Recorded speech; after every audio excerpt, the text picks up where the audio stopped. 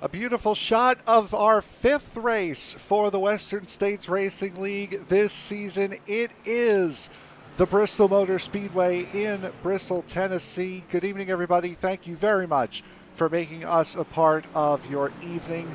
I am Frank Marchese. Alongside me in the booth tonight is going to be Nate Siefker. And Nate, we've had one heck of a start to this season already. 33 drivers set to take the grid here tonight for Bristol. 33 drivers at a place like Bristol. They could get rowdy, but with the way this league runs, I don't think there's going to be a lot of rowdiness tonight. I'm looking forward to the action that we should expect to see from these guys. A lot of high-paced action, especially on the top here at Bristol. We will, we're attempting to try to show you the point standings here, but after what happened last week at Richmond, for some reason the point standings is not showing up, but after what happened last week at Richmond, the man you see on screen right now, boy, that was perfect timing.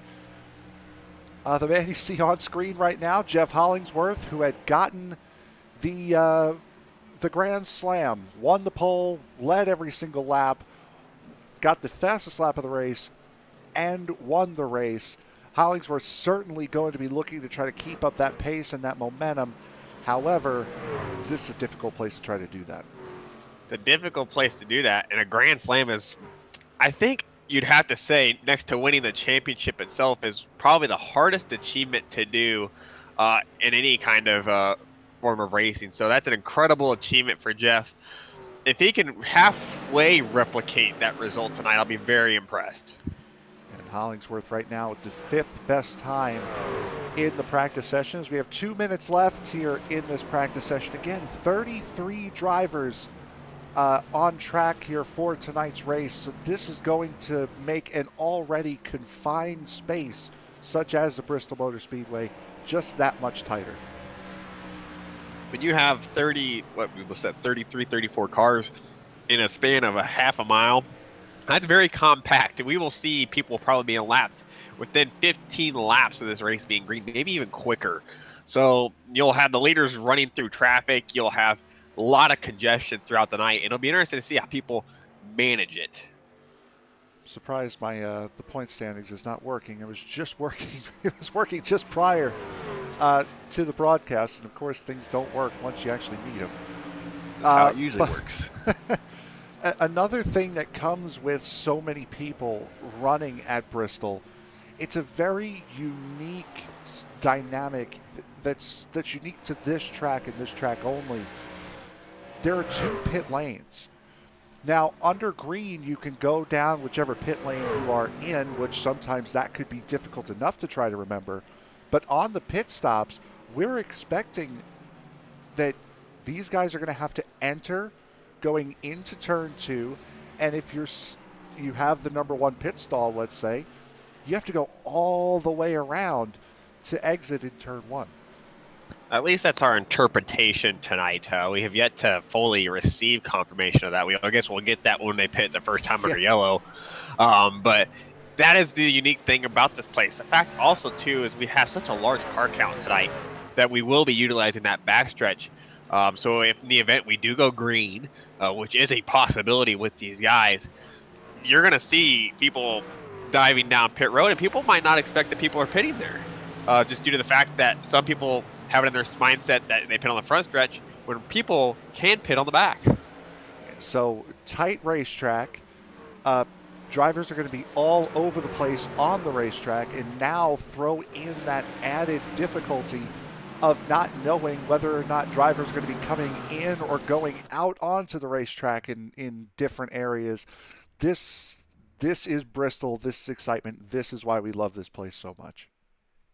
People forget how disorienting this track is. I mean, it's all, you have no outside reference.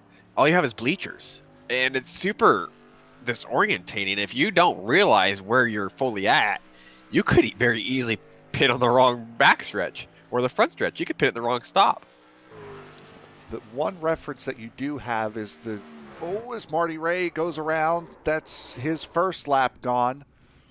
And that's just how quickly it could happen here as we go to Brian Barnes. one somewhat source of orientation you have is these two corners. As we put the track map up on screen there, you can see there are two different corners here. Turns 1 and 2 are a lot tighter. Turns 3 and 4 are a lot more broad. So that is one reference that you can use as Bentley Glazer goes to the point, Brian Barnes to third, and newcomer Jackson Bell, and that's Sinclair number 23, sitting in second right now. You guys are doing quite well. And that times that we're seeing here, a 14.8 from Bentley Glazer there. Those are very impressive lap times, to say the least. And especially the fact of the matter is that they're going to be cranking 4 laps out in a minute. That's insane if you actually think about it. Yep, and we have 10 of those minutes to be able to try to crank those laps out in. Mark McFadden spinning off of turn number 2. Wayne Hutchinson, same look, new number. Hutchinson moving from the 17 into the 33. That's something we've seen with a couple of these guys here tonight, as Hutchinson with his 15.9, so far the slowest of the drivers that have taken time. Here's Jeffrey Schloss, did not set a time on the first one. He's not going to set one either on the second one. As we go to Jeff Hollingsworth now. Hollingsworth's first lap, enough to put him into the 6th position. Let's see what we have for him on the second lap.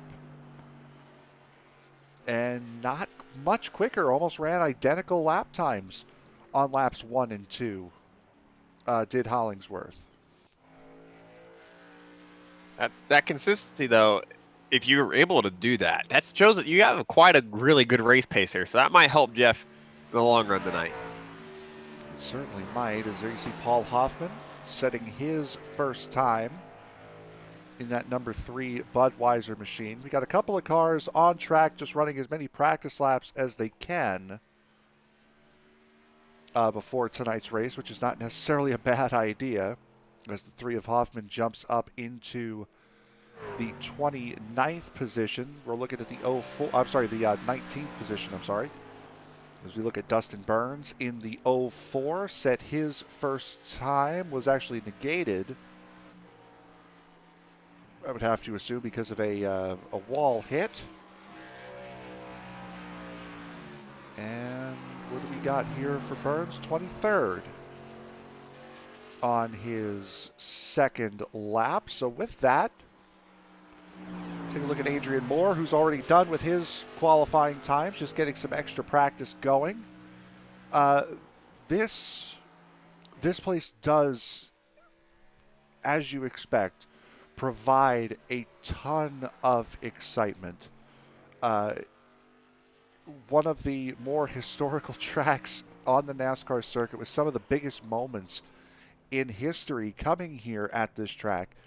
One thing that does make this track interesting is this is one of the few racetracks in iRacing to where you actually have multi-groove racing. You can run the bottom around here and be quick. You can run the top around here to be quick. And with the track state that we'll have when we get this race going, that could play a major factor. Absolutely, it could. And I think that point there that you just mentioned here, that will probably be the biggest thing, is that there's a lot of marble buildup on this racetrack. Most of it's on the apron, and that's kind of just rolled down the banking here. But there is a layer actually in that very top groove. And if they get all the way up there, you might catch the marbles just enough to the point where you start to slip and you hit the wall. It just drags you in. So that's something we're going to definitely be watching out for all night long, as qualifying is about halfway done. We do have a couple of drivers who have not qualified just yet. Dennis Fuson, Charles Woods, Alan Bergen, Keith Kellman, Jeff Schmeier, Wayne Fleet, Jeffrey Schloss, Tyler Sandlin, Barry Phil, and Todd Miles have not yet put a qualifying lap down. We're watching the man who currently has the pole, Bentley Glazer, running a couple of extra practice laps, and around here really can't hurt. So something to note, and this is a unique thing that these drivers, if you're a really smart guy, you're going to want to do this before this race starts. we talked briefly earlier about the pit road split, correct? Mhm. So it splits off at a certain position. So if you're in about 20th place, you kind of want to know where your pit stall's at, because you could potentially choose the wrong pit road to go down. And I believe you're right. I think it is 20 is where the pit road splits off. If not, it might be in the 20, 21, 22 area. And right now, on the verge of that split, Marty Ray is in 20th, Paul Hoffman is in 21st, and Eric Woods is currently is currently qualified in 22nd. So that could be interesting for one of those guys, thinking maybe, okay, I'm either at the back end of the front stretch pit, which is probably the more preferable side to be on, or I'm leading the backstretch pit. I don't know which pit you'd want to be at, honestly, because I mean, do you rather have a nice, normal entry in, or do you want a weird exit out? I mean, it's a lot of different factors that goes into that. So it'll be interesting to see when we get our first yellow here or green flag pit stops, how people react to that. Unfortunately, we're not seeing the proper number. Tried to be sneaky and jump on board with Bentley Glazer to see if we could find if there was a certain number that pit lane cut off at. I just counted. There's 22 pit stalls on the pit front stretch. Okay, so 22. So that would mean Paul Hoffman currently would have the last pit stalls. I believe somebody's actually gone and qualified and snuck out around us. I'm not noticing anyone. So right now it would be Paul Hoffman gets the last pit stall on the front straightaway, and Eric Woods would get the first stall on the backstretch pit. And that's also one thing to notice. If pit road is going to be the way we expect it, to where you have to enter in turn 2 under caution and exit in turn 1, that's a long time you're under a 35 mile an hour pace speed around here, because you have to carry that all the way around 3 and 4. I mean, it's almost about the same. Oh, no, it'd be a little bit longer than Martinsville pit road. So, yeah, that is pretty difficult for these guys to manage that, because that's a long time to be going that speed at. And you got a heavy right foot around here just wanting to go. So, and plus, people are going to want to take the shortest circumference around the corner to gain the most time, too. People don't realize that. It's a thing in iRacing where in real life it goes by the time delta to line, not by speed, like here it is in iRacing. So you can go all the way in the inside of the corner and not get busted. If you did that in real life, you would. So Bentley Glazer providing a little bit of entertainment here for us as we try to wind down the last minute of this qualifying session. We have had 32 drivers qualify. Alan Bergen, Dennis Fuson, Jeffrey Schloss, Charles Woods, Tyler Sandlin, and Todd Miles have elected not to qualify. They could still get their laps in, believe it or not, or at least now at this point they'll only get one lap in. But as of right now, the field is pretty much set, and one of those guys that did slide in, we've had a couple more drivers actually slide in while we were talking about the pit road. Jeff Schmeier jumps up into the 5th position in qualifying. And we'll get you the grid here in a second, but that, more importantly, bumps Marty Ray down to the first pit stall on the back straightaway. So that could play a role later tonight. I want to give a quick shout out to Jackson Bell there in 2nd place. Just looking at his stats real quick. Guy's technically a rookie in iRacing. If this is his only account, he's doing quite well for himself. Yeah, certainly. His qualifying has come to a close, which means we will take a look at the grid here for tonight's race. Round 5 at Bristol Motor Speedway. Bentley Glazer takes his 3rd pole position out of 5 races this season. And the aforementioned Jackson Bell sitting in 2nd, making his series debut here tonight. Bob Beltrami and Kyle McCartney make up row 2. Jeff Schmeier and Austin Huffman in row 3. Adrian Moore and Jeff Hollingsworth make up row 4. Brian Barnes and Carl Burke in row 5. One of the better starts of the year for the driver of the 07, Keith Kellman, sitting inside of Will Fletcher on row number 6. Lucas McNeil no longer in the 51, now rocking the number 29. And Ron Hollifield round out row number 7. Row 8 will be another series newcomer, Sean O'Brien, in the number 38, and Ryan Steele, who lost his points lead after Richmond last week, make up row number 8. I'm sorry, row 8. Dan Stussy and Thomas Mole Jr. make up row 9, and before I screw any more of it up, Nate, you're on it. Mark McFadden and Wayne Fleet, they'll make up row number 10 along with Javier Perez-Torres. He'll make up the 21st position alongside of David Wood in row 11. Marty Ray, he'll be the first guy on the backstretch. He will roll off 23rd position alongside of Eric Woods. Derek Weaver and Earl Weaver, they'll match up pretty well. 26. Did I skip Eric Woods? I did skip Eric Woods. Paul Hoffman, actually. Paul Hoffman rounds out row 12. Well, I'm just skipping everybody. Well, he'll, like he said, he rolls off row 12. Eric Woods, he's 25th. And then David Weaver and Earl Weaver are 26th, 27th. Dustin Burns will roll off 28th. James Campbell and Timothy Bates, they make up row number 15 and 29th and 30th respectively. Wayne Hutchinson and Barry Phil are the last two to take a time. They made up the 31st and 32nd positions. Charlie Woods and Dennis Fuson, they'll make up 33rd, 34th. Tyler Sandlin, he rolls off 37th on my screen. It gets a little screwy on my end. Todd Miles and Jeffrey Schoolis, they roll off 35th, 32nd. And Alan Bergman, he rolls off 38th.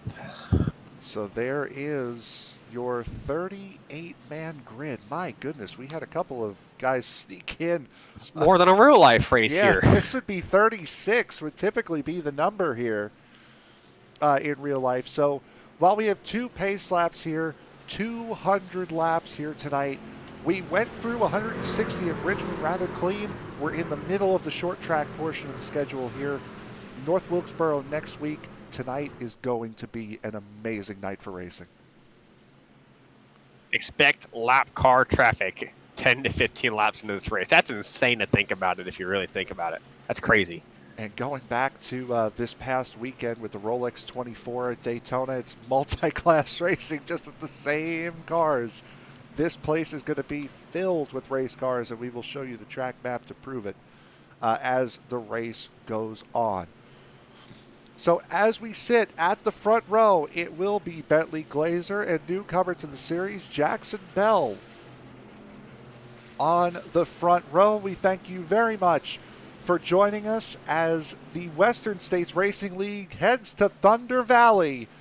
Green flag is in the air. We are racing for 200 laps at Bristol Motor Speedway.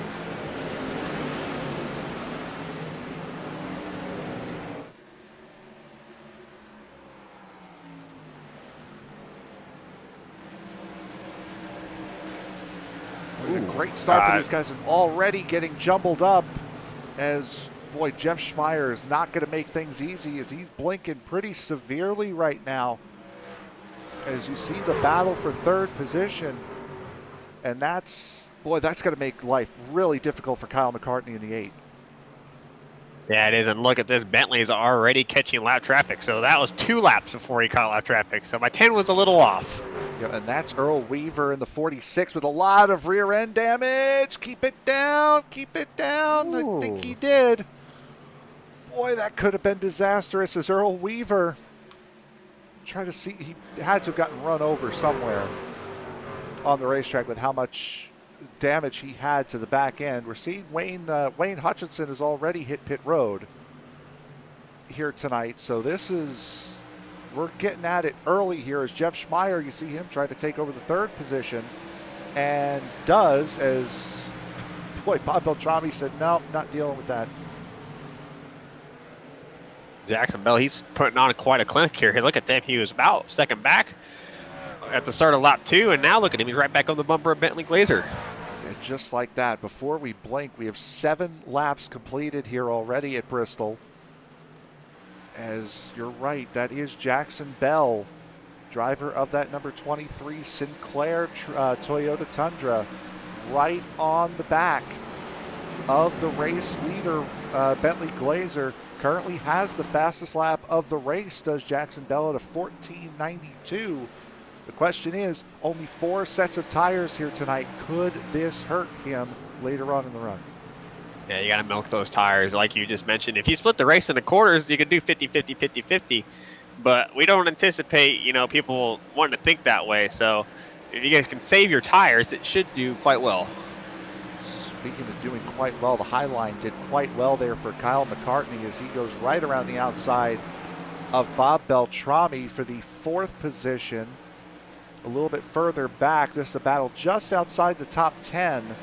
Lucas McNeil, has the 10th position in that number 29.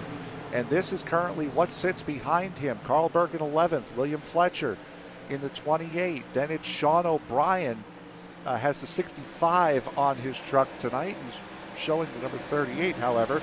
And Ryan Steele, as there goes Sean O'Brien on the outside. And notice how the field has kind of started to progress its way up to the top, and that's just because as the track is starting to gain a little bit of temperature in it, you start to find the groove. And if you notice Jeff, he's probably Jeff Scheimer, he's one of the better guys there at the moment. He's running very, very close to the top. Just see how close things get at Bristol as we ride on board with Sean O'Brien. And one guy who's really mired back here, started in the 18th position, had the 3rd fastest lap in in practice, The driver of the 81, Thomas Mole Jr. He did not have a good qualifying run at all, but with the speed he showed in practice, he should be up towards the front. He might need some pit strategy to help him get there, but he should be there. And it's so hard to pass here, though. I mean, like we kind of just mentioned, the top lane is so key. You can make the bottom work. It just takes quite a bit of effort to do it. And it's impressive that he's moved up 4 positions in that regard still, though. So it'll be interesting to see as this race just continues to progress. Maybe that top lane falls out of favor with some guys and we start to see some people progress their way down to the bottom. There we see Brian Barnes. You're right. Everyone's starting to work their way up towards that outside. Lucas McNeil trying to get around the lap traffic of Earl Weaver and make a move on Adrian Moore at the same time. Unfortunately had that inside line. Carl Burke now trying to get around the lap car of Weaver, not able to do it as McNeil, as you mentioned, he looks quicker, but that inside line, it's hard to pass down there. He's going to make it stick, though. Sometimes brute force will win the day. Brute force has been a common theme at Bristol, hasn't it, over the years? It has, and I think Ryan Steele has had an issue. He was slow, it appeared. Boy, with how quick everything happens around here. Now he appears to be fine. He has lost a couple spots, though. Oh, we got one on the bottom there. Todd Miles there. Looks like he's halfway saved it. Try to get to Todd Miles, trying to find him here. There we go. There's the 62 of Todd Miles. Again, one of the series debutantes here tonight. We have 5 of them here tonight. Oh, that's Weaver and Thomas Mole, and that should be caution number 1. It is. As Earl Weaver now continuing to roll backwards, catching Paul Hoffman, and that was Carl Burke. He caught up there. At the classic Bristol wreck right there. Starts at 1 and then progresses all the way to 2, and it just doesn't stop. We'll see what happened here as we sit under our first caution flag of the night, as Weaver just continues to roll backwards. That's where you'd be screaming, just hold the brake, hold the brake, hold the brake. You'd think so, yeah. Yeah, I'm not sure what would possess him to do that, but in any event, we are under our first caution of the evening. And that would mean we might get a chance here to test as to whether or not we pit in turn 2 or pit in turn 4. Well, I don't see anyone pitting yet, so we don't have an answer quite yet. I don't think they would be pitting just this second because there are only 24 laps on these tires as we come around to start lap 25. So Our pits are closed anyway, so. oh, yep, the red lights there in the back. So that is caution number 1 here tonight. So I think we've had another issue under this caution is Barry Phil. I don't think we're going to get to see it, are we? I don't think we are. So whatever happened to Barry Phil is going to be quite a mystery as we work our first caution of the night. Again, Bentley Glazer, Jackson Bell, Kyle McCartney, Bob Beltrami, and Jeff Hollingsworth currently sitting as your top 5. And again, going back to Thomas Mole Jr., we were just talking about him possibly moving up and having the pace to be battling with the leaders. And now, immediately after that, damaged in a wreck that was not his fault. And that's one of the big things here at Bristol you have to watch out for. That's something that could very easily happen. And Bristol wrecks happen like so quickly, and you never know where it's going to happen. It's not like you can say, oh, that guy is dangerous, he's going to cause a yellow. You can't say that here because it looks like it's happening all the time. So just a really difficult situation. And when you get caught up here, you just kind of have to brush it off because that stuff does happen. Yeah, and this is one of those tracks where aerodynamics doesn't necessarily matter all that much. Of course, you don't want to bend the car up. That's never your goal. But it's not one of those things where it really, really matters to where you're going to hurt your cornering speed with too much damage, or if you're going to fall down on power. Those things don't really matter around here. Going back green, Bentley Glazer wanted the outside lane, and he did not get it. Interesting. No, I think it's. He's going to get the green flag here though on the inside lane. He's going to jump. Get a beautiful jump on that start, and right there, Kyle McCartney immediately ready to pounce on that inside lane. You got to make that inside lane work while you can, and unfortunately could not make it work right there as Jeff Schmeier, who was up there in 3rd position, now really falling back. He's got damage on the back of that number 30. You got about 1 corner to make the bottom work on a restart, and that's turn 1 and 2, because after that, you got no chance. And the minute on the top is just king, and you're kind of SOL at that point. You see Jeff Schmeier really starting to fall back. Thomas Mole, you can really see the amount of damage on that number 81. And still seeing this battle here for the 2nd position as Kyle McCartney trying desperately to find his way around Jackson Bell in the 23. Sort of stacking him up behind him here. I don't know if you would say this early it's a cork in the bottle situation, as he's got quite a good amount of damage on the front end of that 23.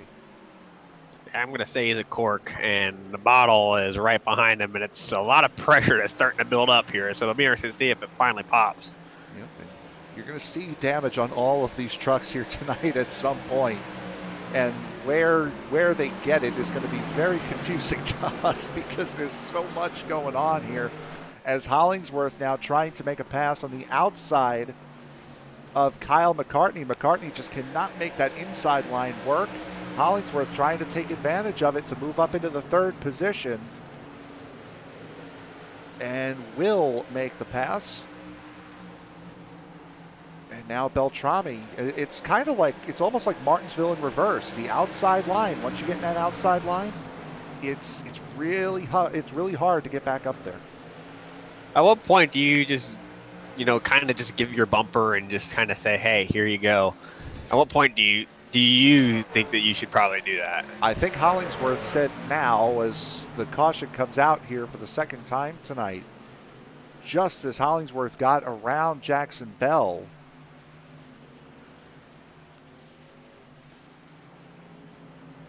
So working on caution number 2.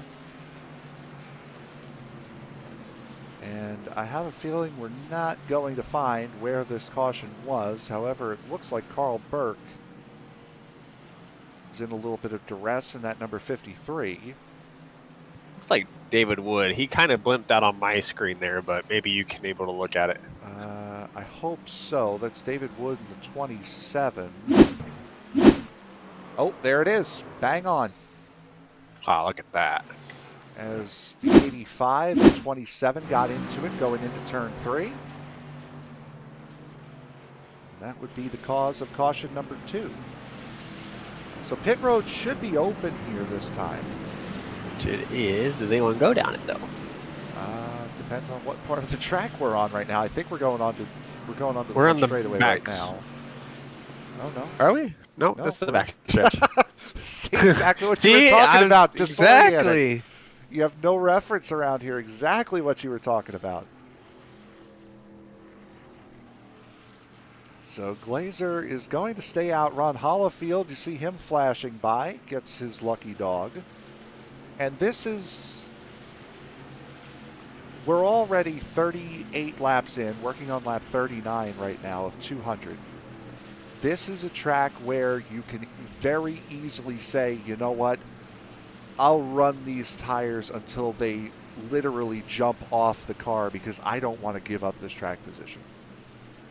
Yeah, I mean, usually here you kind of think, oh, the tires need to grip, which they do, but it's so important to have track position here. Like you said, we've seen it's been difficult for anyone to pass. I mean, look how long it took Jeff to pass Jackson there with the significant damage that Bill has on his truck. So it does make quite a bit of a difference. It'll be interesting to see on this restart.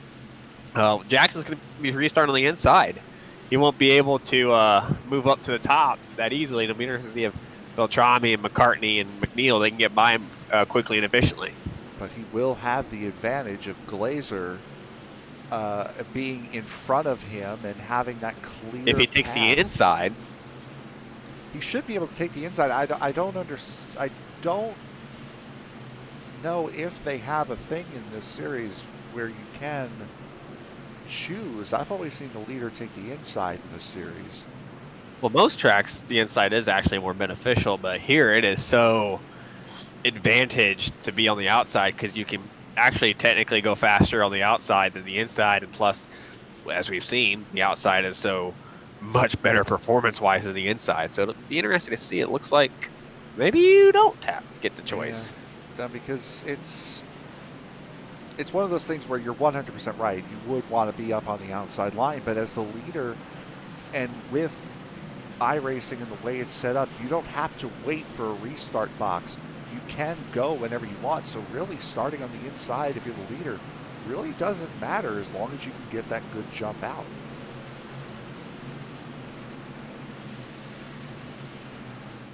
As we get set to go green flag racing here once again from Bristol Motor Speedway. Be starting lap 42, and in the blink of an eye, we're almost a quarter of the way through this race. Green flag is back in the air here at Bristol, and Bell, unfortunately, not able to get that run. He's able to slide up in front of Bob Beltrami, but Beltrami had a great run and is going to take the position on the inside as McCartney gets beaten around and really causes a log jam out of 4. And the yellow's back out somewhere. Yep, it is. Just prior to them coming into pit lane, just prior to the caution coming out, Carl Burke and Todd Miles had entered pit road. That is a big old crash if you get to it. We're seeing, just saw something pop. Oh, wow. Okay, yeah, there it is. That's one of those situations where it's like, well, yep, there's your problem. Now that is a classic Bristol crash. You crash to the inside wall, you sweep up and clean about 5, 6, 7 cars out with you. Yeah, and unfortunately, we're not having the best of luck bringing this wreck to you. It was maybe a little bit better. Yep, that's McFadden, Wood, Phil, Steele. You'd see Hutchinson around in the back there. Yeah, that was Well, there's your problem. Yeah, that's a problem, all right. So, under caution for the third time tonight. Good news for Jackson Steele. Beltrami was not quite around him yet prior to the caution coming out, so Bell will get another chance to try to nip that second position away from Hollingsworth again on this restart.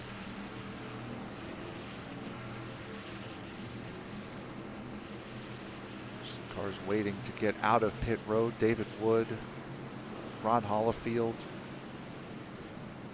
in the number 27.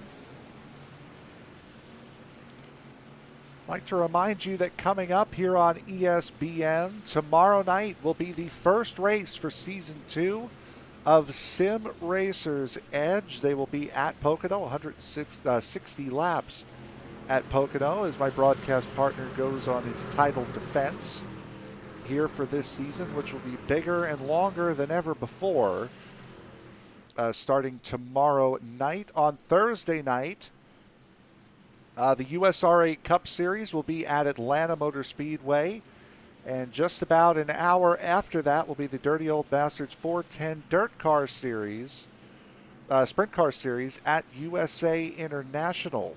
That'll be their second race of the season. And on Friday night, the iRacing East Super Speedway Series will head back to Daytona International Speedway in the Xfinity cars for their fourth round of the season.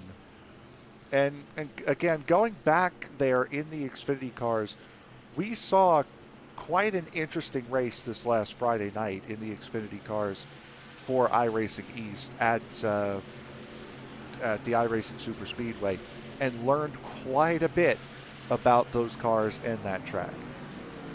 Yeah, it should be a blast to see them there. I mean, it should be incredible. The Xfinity cars, like we said, were really good cars. So maybe a little difficult there at the iRacing Super Speedway, but usually they put on a great show. I'm looking forward to Friday for sure. It's certainly going to be a great show in the official series, being in Indianapolis this week. I'm sure you can find me in a couple of those over the course of this week. As we get set to go here, Nate, bring us down. Oh, it's my pleasure if we did. So pace truck is going to come off this high banking here at Bristol. Bentley Glazer is going to have control of the field. He goes right when he wants to there. Green flag is back out. And Jackson Bell hops right up to the top. Bell not risking what happened last time, and Beltrami goes right under him, trying to take that third position away on brute force. And McCartney and McNeil getting really close to each other. That's for the fifth position. Lucas McNeil showing a lot of pace, up 8 positions from where he started this race out tonight. It's putting on quite a show here, as most of those passes have been made on the racetrack. He's done quite well, and it's interesting to see now Bell's back to being the cork in the bottle here, and he's got Beltrami just trying to work underneath him. I mean, he hasn't quite same kind of story that we saw earlier. He hasn't been able to get there.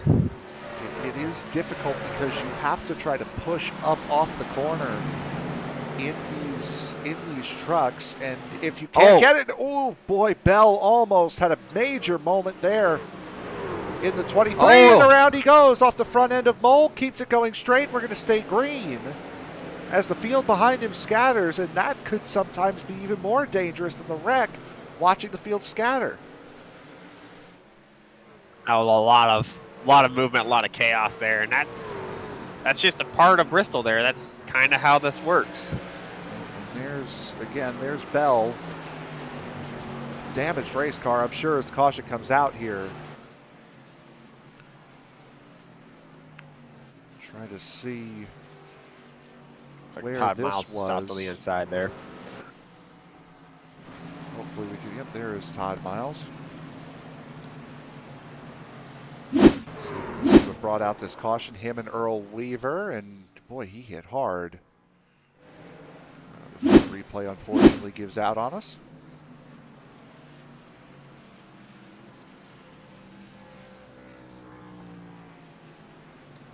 So fourth caution of the night here tonight. The leaders deciding to stay out here for, well, this would be the pit entry for these guys right now, if they so desire to come in, and they do not.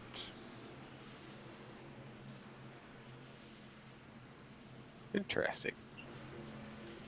And for turn 2, the turn 2 pit entry, the big set of cones. Oh, we got some takers at the back there, but seeing Eric Woods,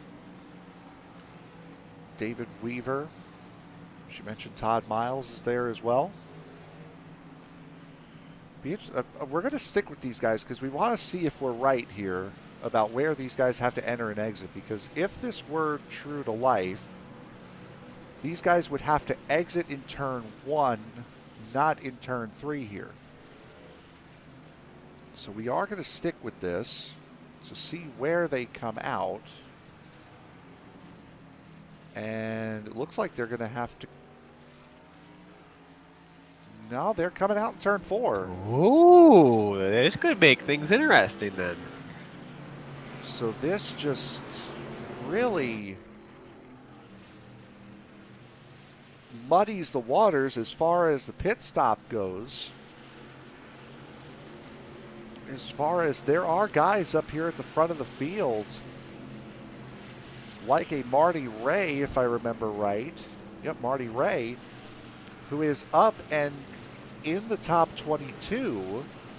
However, he has a backstretch pit, so it would be interesting to see where he would come out in that scenario. That'll be interesting too, because what if the backstretch guys, if they pit first, or would accelerate as fast as they can around turn 3 and 4 and beat out, the guys on the front stretch? And that's exactly why they do that in real life, where they have you, if it's under caution, you would come into pit road in turn 2 and exit in turn 1 to avoid that sort of issue. Because now I would have to assume that the front stretch pit is going to open before the backstretch pit. I mean, that would be my assumption. Every time that we've gone by, I've seen the pits be closed on the front stretch, though. I'm very conflicted here. I don't know what exactly still's going on. Well, I'm sure we'll find out at some point. As we get set to go green flag racing, we will be taking lap 60 when we take the green flag here. Glazer goes immediately, and off we're running here at Bristol. And again, Beltrami still trying to brute force his way on that inside line. However, Lucas McNeil has been incredibly quick. Oh, they're wrecking the turn 3. Oh, that's Thomas Mole. Boy, it just everyone piling in now. Crash. See Wayne Fleet down there in the 6. We saw the 17 of Timothy Bates join in. There's Bates in the 17. Yeah, that one was a big one. Another Bristol crash. Sweep up into turn 3 and take about 10 cars this time. Try to see here what brought out this caution. Oh my goodness. Boy, Thomas Mole came flying in. Run it back a little bit further. Oh, that started well ahead of what we had initially thought, and we'll go back even further than this to get a clear as possible view as to what happened here. See, there's the 81 of Mole, and it looks like Fletcher just moved up on him thinking he was clear. The 61 got a huge shunt. And just from there, it's Carl Burke might have stopped prior to the wreck. Wayne Fleet was certainly in it. The 17 was certainly in it. One more time, this time on board Thomas Mole. Yeah, just the 28 moves up. Boy, that's the 04 of Dustin Burns. 16 looked like he might have gotten some of it. Keith Kellman in the 07. And that is caution number 4 here tonight. Or pardon me, caution number 5, I think. And this is another thing you're going to see around here. Not just cautions breed cautions, but when these cars get damaged, you have some guys who have already lost their fast repair. These trucks tend to get a lot more wild when they have damage on them, which is not going to make it any better. Yeah, you have pace discrepancies like we kind of saw there with Jackson there. We saw how much damage he had, how big of a, an effect that had throughout the field, and it really pinballed from there. So it'll be interesting to see. A lot of these front guys, they have clean cars still, and a lot of these guys, about I'd say 15th, 20th on back, they do not have clean cars, or they don't have their fast repair still. And again, there are fast repairs available tonight as we get set to go back to green flag racing. Lucas McNeil starting on the inside this time, which I'm sure Bob Beltrami is happy about, with how those two have been racing on these last couple of restarts. Also there, Brian Barnes in the 4 is also right there. Barnes has moved his way up, started in the 9th position up to 5th now. As we get set to go green flag racing once again, Bentley Glazer, Jeff Hollingsworth on the front row. Glazer has led them down every time, does the same thing this time. Gets the jump, he's out in front. McNeil now going to try to make the inside work. And looks as though he might have done on the inside of Beltrami. Now actually attacking Hollingsworth at the 97. Oh, that's tight. Oh, they got together. And that's McNeil trying to use every inch of the racetrack that Beltrami is going to allot him on that on the corner exit. And right there, that's what can happen with how close you need to get just inside the top 10. This is Marty Ray and Sean O'Brien. Marty Ray, the legitimate 65. O'Brien, the 38. It looked like Jackson Bell was looking to split the middle there. Yeah, he definitely, he's pitted on lap 56, so he's got pretty fresh tires compared to these guys. So we're seeing the pace advantage as he yells back out again. Yep. As he also used a fast repair, we've noticed. As I think Thomas in this one. I think Thomas Mole might have been involved again in this one. As we'll see what happened. And oh, yep, there's Mole around in a big way. And will we get to see it? No. Oh, they're pitting. They're pitting.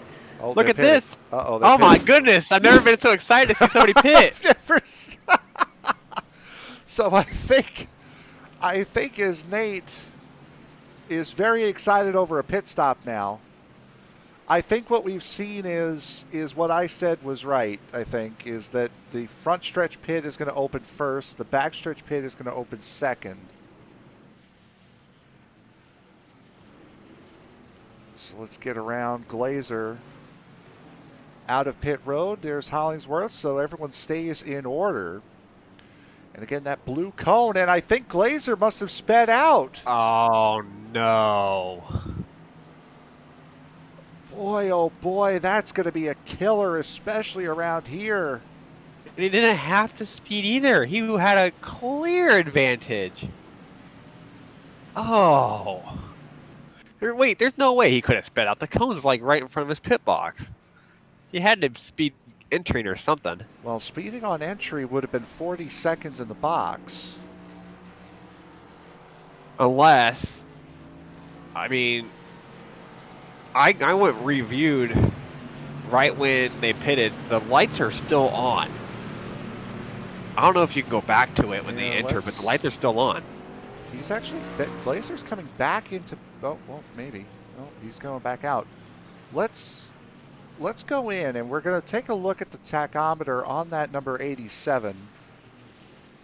When we look into this pit stop here, if the tach is red, that means he's speeding. Well, he's in his box. Or rather, let's actually go back a little bit further here. I'm sorry, this is when he was going into his box. He's going into pit lane. See if we can see the tachometer. He's low enough for pit entry. Now the tach should flash red unless we can't see it in the replay mode of iRacing. Looks as though he kept, and that green cone is where he needs to go. So really all he has to do is just go out. Just let his foot off the clutch and let the truck roll. We have more questions now that we thought we would have had them answered, and now we have more. What's going on here? That's interesting because, again, if that would have been a speeding in, it would have been a 40-second stop penalty. Yeah.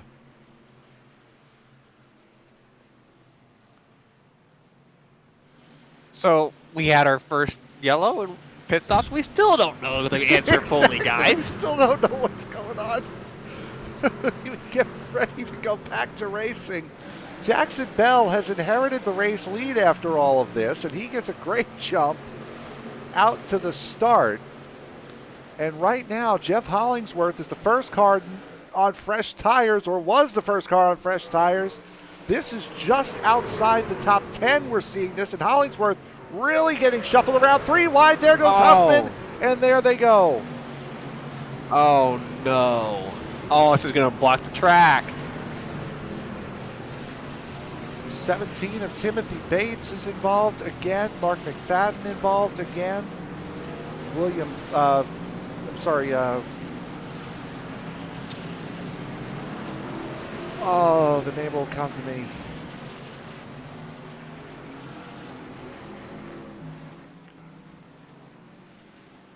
Wayne Hutchinson, there it is.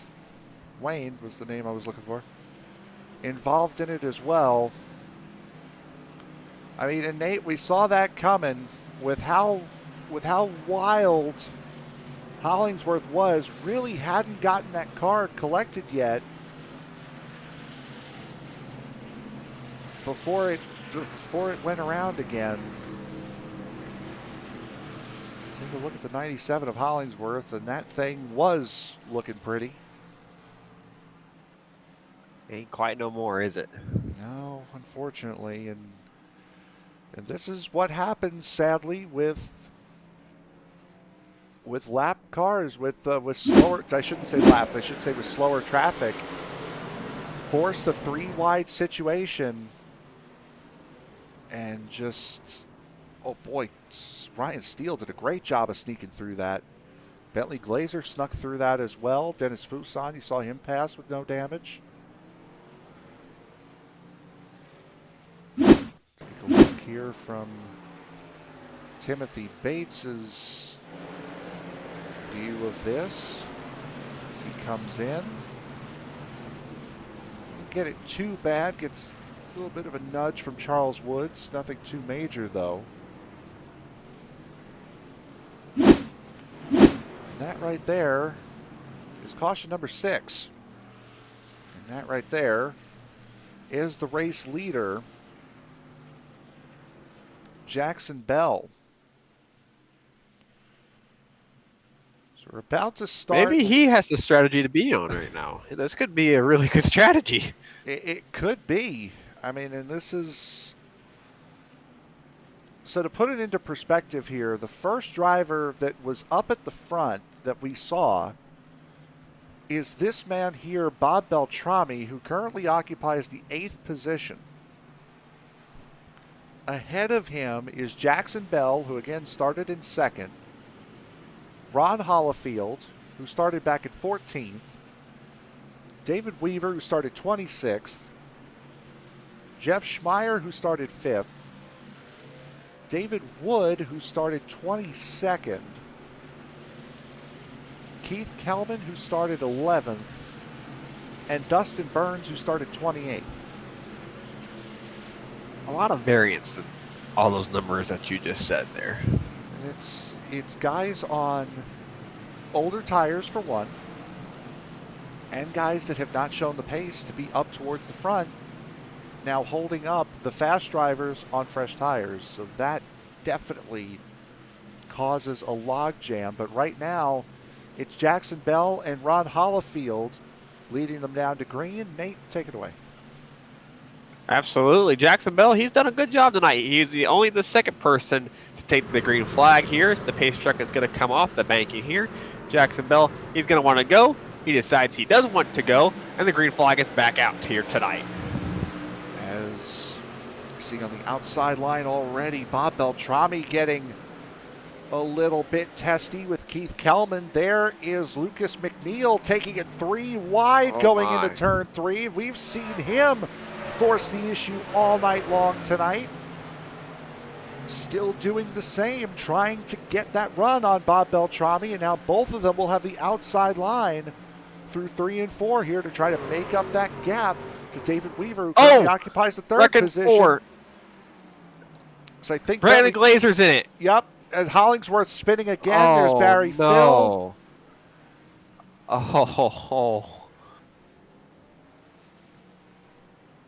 If it could go wrong, it did go wrong there.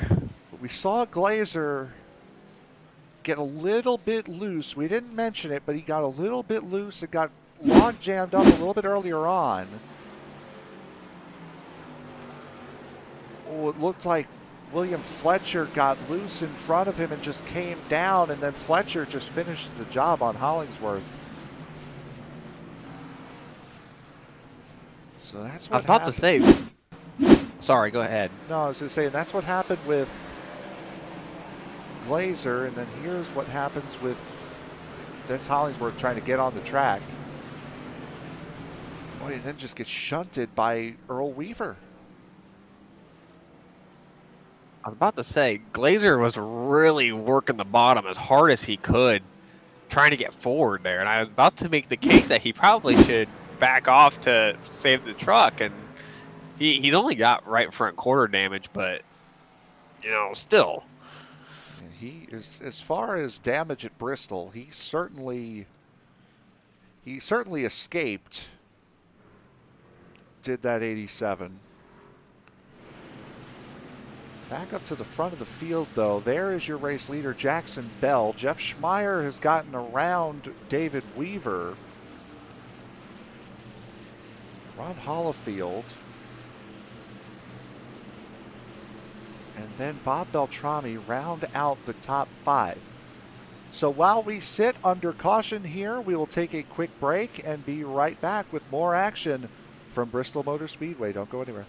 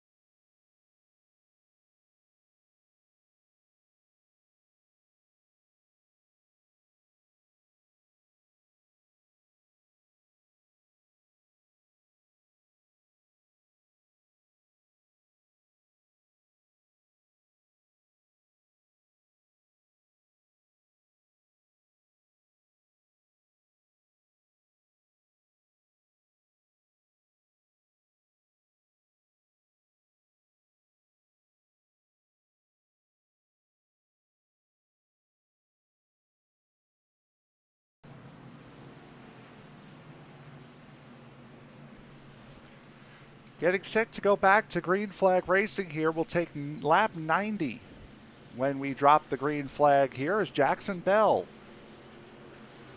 leads the field in his debut for the Western States Racing League. As Bell gets the good jump off the inside. Can he clear Jeff Schmeier? Yes, he can, going into turn 1, or did he? Yeah, it looks like he's got him now, as Jackson Bell currently leads, but we look to the back now. Boy, look at Lucas McNeil, 3 wide on Ron Hollifield, who is now dropping positions. Boy, McNeil is on a mission tonight in that 29. That was an impressive power move. And look at this, another power move. He's on it, man. Boy, Lucas McNeil is on another level tonight. We've seen him really put pressure and try to make moves here in this season, but nothing quite as incredible as what we've seen him do here tonight. He has really been after it in that 29, and now unfortunately he's gotten into that spot where he's really going to have to push the car as he drifts it through turns 1 and 2, almost into Beltrami. Well, I think they did collide coming off a 2, and he will now slide up behind Sean O'Brien in the number 38. We're not talking about how good of a job people are doing, I think. Yeah, I think we should. Well, the commentator's curse is the next level tonight. As we take a look at Brian Barnes, the reigning defending 3-time champion of this series. Mired back at the top 10, and Barnes, we've not really gone to a track that Barnes has favored so far this season. Once we get onto the road courses, I'm sure we'll see Barnes pick it up a little bit, but Barnes certainly has had a mediocre start to what would be his 3rd consecutive title defense. Sometimes, defenses, they take a little time to get going. And Beltrami, he's making some moves here on the bottom here, Weaver, but it'll be interesting to see if he can make this move work. Beltrami, see him sliding a little bit. That smoke in front is from the blips from Jeff Schmeier as he drops connection and reconnects. And boy, Beltrami got way loose coming out of turn 4 there. And now we're getting into lap traffic and damage traffic from drivers that have already used their fast repairs. And those guys are staying on the outside line. That really helped Beltrami complete that pass on David Weaver. And now it's really bunching up as McNeil gets into the back of, that's the 17 of Timothy Bates, and the caution comes out. That looked, when I was watching it, like a huge case of netcode. It did. It flashed right before we had seen it, but yes, I do think that the initial wreck was caused by netcode. See it right here. Massive case. Oh wow, there's still a half a truck between him and McNeil. That's not half, that's a whole truck. I mean, that was oofa. Look at how much of a gap there is. Yeah, no, you're right. That's a full truck length between the 29 and 17 when that wreck took place. And now because of that, Lucas McNeil is coming into pit road.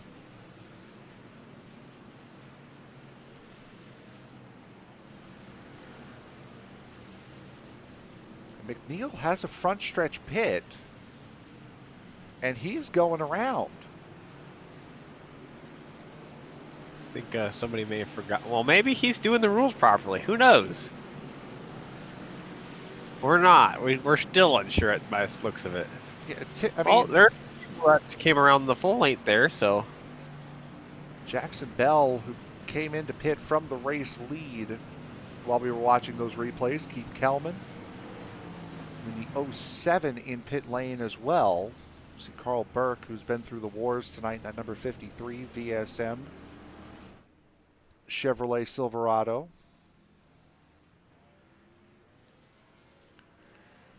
And you brought up title defenses. Nate, you're certainly going to have one on your hands starting tomorrow night at Pocono. Yeah, I think I am. So I'm excited. I bet you are, and we're excited as well. 16 races on the calendar this year instead of the 11 from last season. So a little bit more time to make mistakes and a little bit more time to try to gain a points advantage, as well as a lot more road courses on the schedule this year, which I'm sure favors one of us in this booth. And since I'm broadcasting the race and you're the one defending a title, I think we know who it is. I'll go on record and say that the ratio of road courses to ovals this year is actually less. So, just putting that out there. I have to take a look at the schedule again, but I think you might be telling a fib. I don't think I am. Yeah. I'm saying the one who helped make the schedule is lying. Yep, that sounds about 2020, 2021, doesn't it? Yeah, I was about to say, man. It's on par for... I invented this. Well, I think you're wrong. It's on par for the decade, though. As Jeff Schmeier and Bob Beltrami now will take advantage, and you can see the connection issues that Schmeier's been having all race long tonight. This is nothing new for Schmeier. He has had connection issues in the past, as we've seen. He is now leading the field down, and that inside line gets a horrendous jump, mainly because they had no idea where Schmeier was. Man, I need that kind of connection because then nobody will ever know when I go on a start. That's incredible. He had the invisibility cloak when he took the start, as we see Kyle McCartney trying to get around David Weaver. Weaver in the wall in 1 and 2. Oh, contact between the 8 and the 16.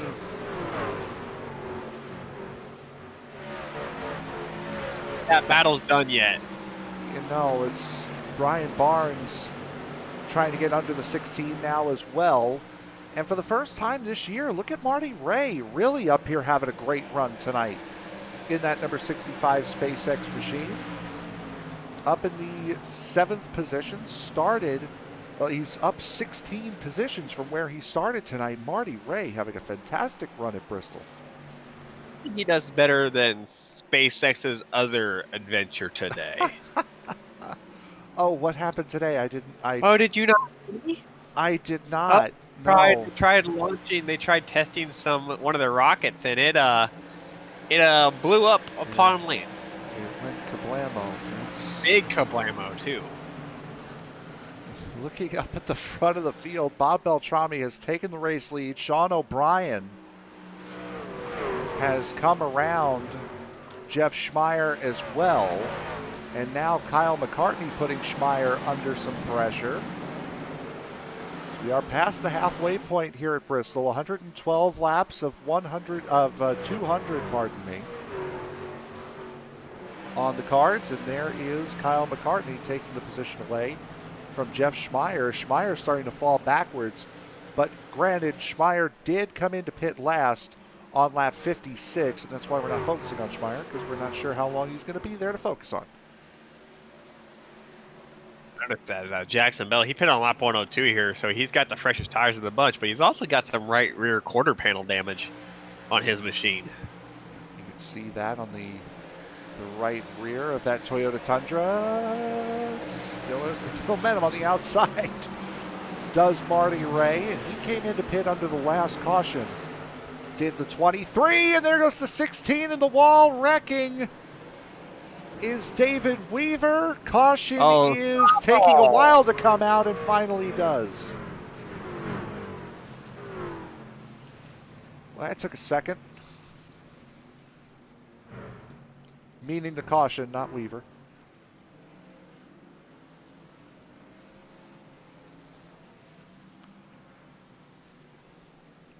We'll see what happened. We saw it on the screen. Just Weaver gets the wall coming out of 2, just pushing a little too hard. Will Fletcher's involved big time, and then that's Ryan Steele. Barry Phil caught some of it.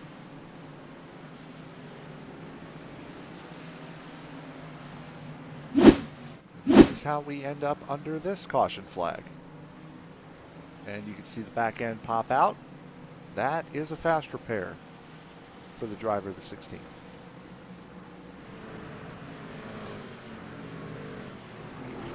Well, SpaceX machine got a little dinged up there, but not too bad. Yeah, no, it did. You see, I went and did it. We said under the last green flag run we weren't going to praise anybody anymore because it was almost a guaranteed way to get them wrecked. I do it once, and granted, it's just a graze, but still, Marty Ray now in the pits getting his fast repair. We're just not going to praise anybody anymore. On the fence, I don't think we directly praised Marty as much as we dissed on SpaceX. I think we might have. You know what? I think to be fair, I think we did a little bit of both. We did do a little. Yes, I will say. I'm just trying to cover our tracks a little bit. Marty Ray did have one race win last season that was back in Texas in a unique race. The fact that that race did not end by lap count, it ended by time count. These sessions for the Western States Racing League are only an hour and 40 minutes long. And we hit that time limit last year at Texas. We're still 50 minutes away from that happening here tonight. That was how Marty Ray got his win at Texas last season. And that is, yes, that is just as confusing as it seems like it would be. I'd say my mind was struggling to compute there. So we found out it's not the session timer. It's an hour and 40 minutes of race time. So when the leader crosses the line and it crosses an hour and 40 minutes from there, that's just when the race is over. Yeah, just like an endurance. Yep. It's like an endurance race, just the same way an F1 race would do if it finished on time instead of on laps. So there you see the front two, Bob Beltrami and Sean O'Brien. O'Brien certainly making his season debut here tonight. And that black flag number 65 showing 38 on our ticker, which is why we keep calling him out by the 38. Then it is Kyle McCartney, Jeff Schmeier, Brian Barnes, and another debutant, Jackson Bell. Green flag is back out. We're racing here again. 79 laps to go here at Bristol. Boy, and Jeff Schmeier starting to create some havoc up here at the front of the pack just to see it done at the beginning of the race. Yeah, that's a bit distracting when you have a car, especially as tight here at Bristol as you are, having a car blinking in front of you like that. That's a little distracting, I must admit. There's Lucas McNeil back there again as well, the 29. A big slide from the 23 of Jackson Bell. Gets the inside three wide. McNeil through the middle and makes it work. A power move. I mean, that's throwing it in there and not caring about the consequences. And McNeil has put it to another level here tonight. Drives right under the 8 of McCartney, is going to make the pass work, and is immediately working on O'Brien. That power moves right there. So if I got to pick a guy that I would want to be battling for the win of this race, I'm going to put McNeil on my money here. And if you want somebody to stay as far away as possible from Sim Racer's edge, Lucas McNeil would be the one. You guys encourage all form of competition. Just the ones I can beat. Just there it is. There it is. There's McNeil. On everybody. Here's McNeil into second. Let's take a look at this pass again. This was incredible. Just dives right up the middle, takes the power coming off at 2, and even Schmeier was left with nothing to do. McCartney just did the exact same move, except he did it in just one corner there. So there's Kyle McCartney. McCartney up into third position.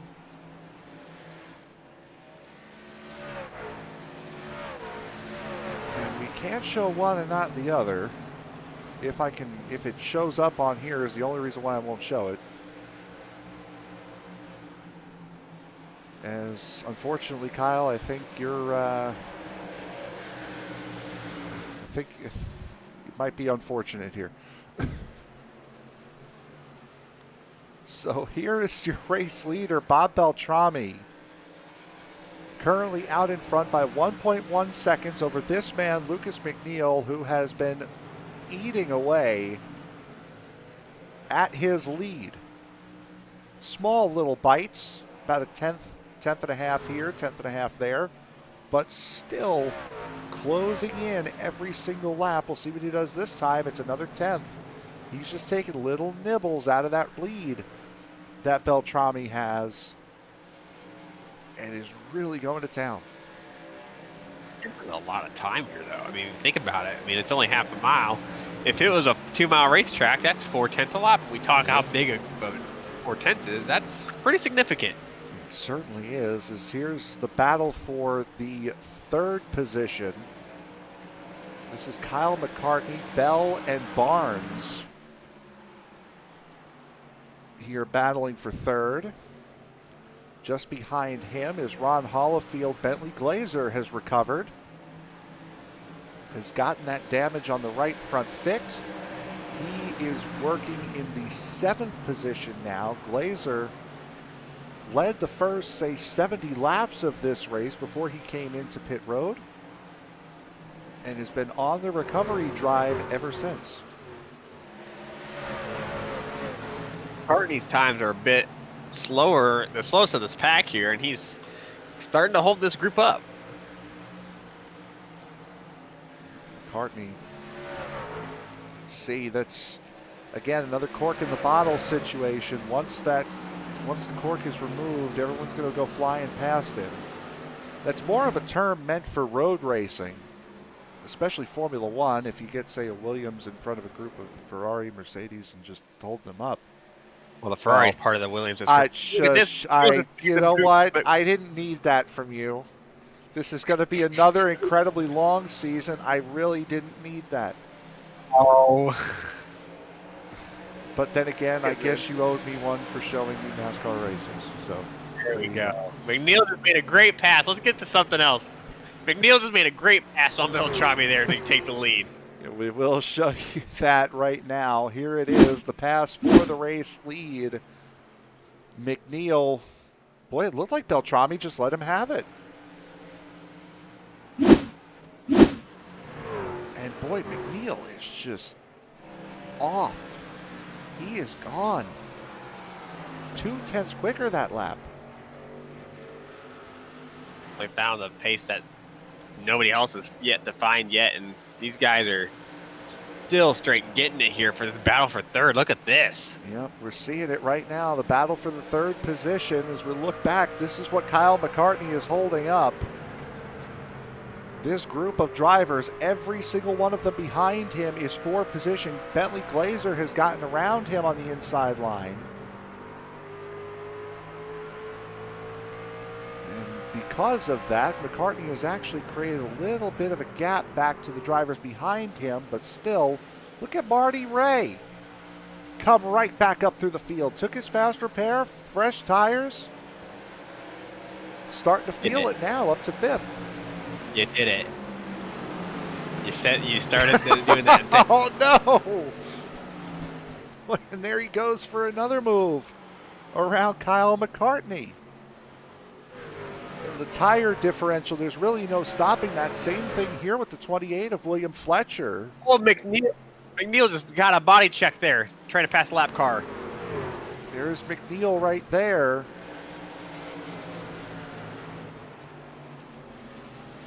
And the caution has come out.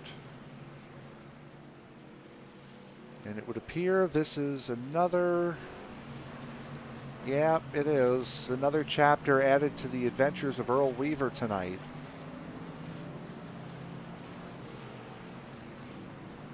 Weaver and Weaver. Here they are. There's Earl on the inside, David on the outside. And they just came together right in front of Beltrami in second place. Are they brothers? I do not know. That's one thing. They are. That's going to be an awkward family reunion. So now Bob Beltrami decides to bite the bullet and come into pit road. Probably a good decision, actually, because Lucas is going to be on 98 lap old tires if they finish this race off. Kyle McCartney in pit road as well. Jackson Bell in pit road as well. We got a lot of guys coming in right now. Marty Ray in as well again. And we flip back to the backstretch pit for Marty Ray. So Brian Barnes coming out of pit road on the front stretch pit. Comes out third. So that will leave Lucas McNeil 1, Bentley Glazer 2, Will Fletcher 3, Charles Woods 4, Eric Woods 5, and then Beltrami, the first driver on fresh tires, in 6th position. So on the outside lane, the preferred outside lane.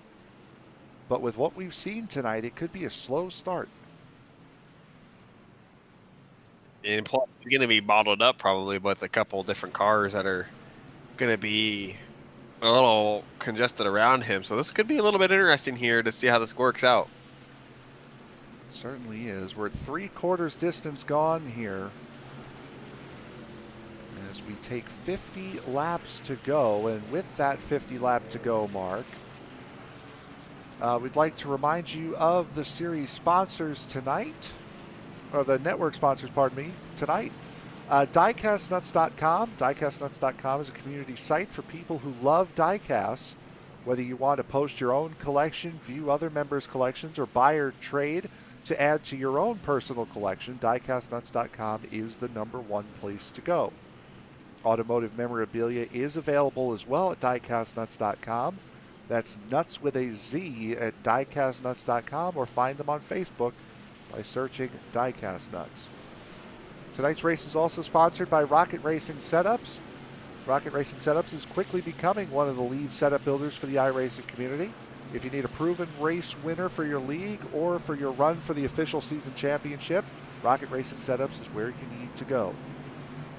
They offer both dirt and asphalt setups along with setup adjustment guides and precise fuel sheets with the ability to request one-on-one coaching. And to request setups, Rocket Racing Setups is really difficult to beat for the price. If you're ready to take your sim racing experience to the next level, head on over to rocketracingsetups.com today. So getting set to restart here, we will have 48 laps to go. Lucas McNeil and Bentley Glazer. There goes McNeil. And boy, that outside line in the back really did not get going.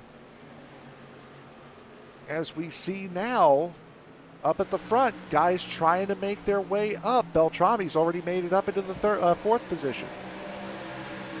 He needed to move as quickly as he could to just get forward as quickly as he can. We only have 46 laps to go. That could be over in the span of about 10 minutes here. So that could be pretty quickly. He's got to move as soon as he can. There's Kyle McCartney, another guy who we've known to make some aggressive moves. McCartney trying to make his way through. He's been really tame tonight, though. Has the 8. Not to say he's been a wild child or anything, but certainly has been known to stick it in there as we have a battle for the lead between tonight's wild child and Bentley Glazer, the points leader. You've seen if Bentley, he's on about 16 lap newer tires, and we got Beltrami. He's coming through here on the bottom too. We'll see how this progresses here. But Beltrami, he's on the move.